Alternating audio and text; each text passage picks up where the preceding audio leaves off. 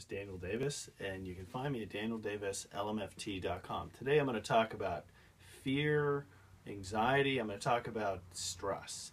So first of all, what's stress? Stress is when our perceived resources are not as much as our perceived demands. What does that mean? Well, it means that the situation we're facing feels way bigger than what I can handle. And so what can happen is then we go into what's called the fight or flight response. Some people call it the fight, flight, or freeze response.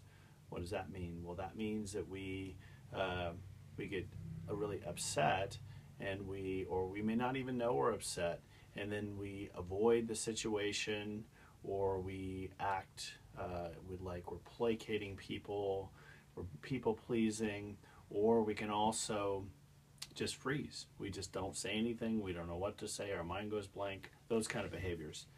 And also,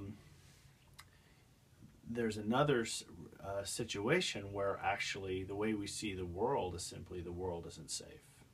So these are different aspects of how anxiety and stress work. And so let me explain a little bit about it, and that's that we're born with a mechanism that tells us something's unsafe. So if an infant crawls up to a ledge as early as 6 months, they feel anxiety. So that I would say that indicates that there's a certain level of anxiety, or what I call affect, that's biological, that's there to protect us from something that's dangerous. And then there's excessive anxiety, and that's when we start to think about it, we start to remember past events, and our body gets upset, and then we get so nervous, maybe we're sweating, or we don't feel like we can leave our house, or we fumble over our words. So it interferes with our performance. Like sometimes at a job interview, we may get really nervous and we can't remember what we were going to say. So these are different aspects of anxiety. There's certain types of anxiety. One type is I would call neurotic anxiety, which is anxiety because we're avoiding growing up, we're avoiding living our life.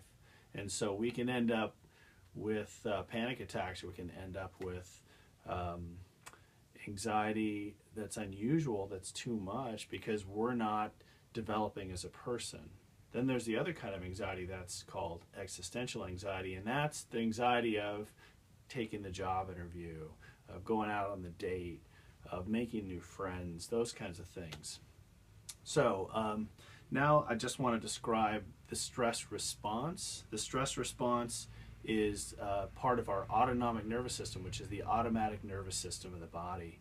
That would be when our pupils constrict, our heart beats faster, we sweat, we have muscle tension, acids released in the stomach to break down any food. So we're preparing to fight or to flee.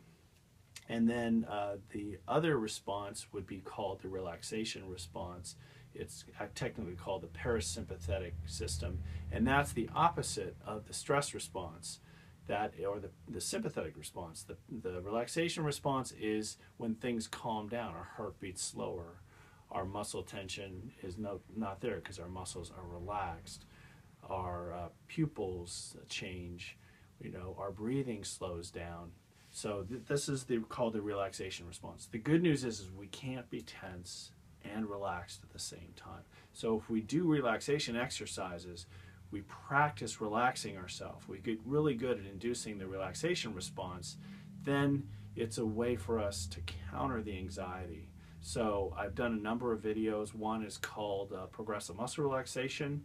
There's other things, and all these are designed to help us calm ourselves down. What I call emotional self-regulation, which is really important, which is kind of a basic thing for psychological health. It's also called self-soothing. This is Daniel Davis, and you can find me at danieldavislmft.com. Thank you.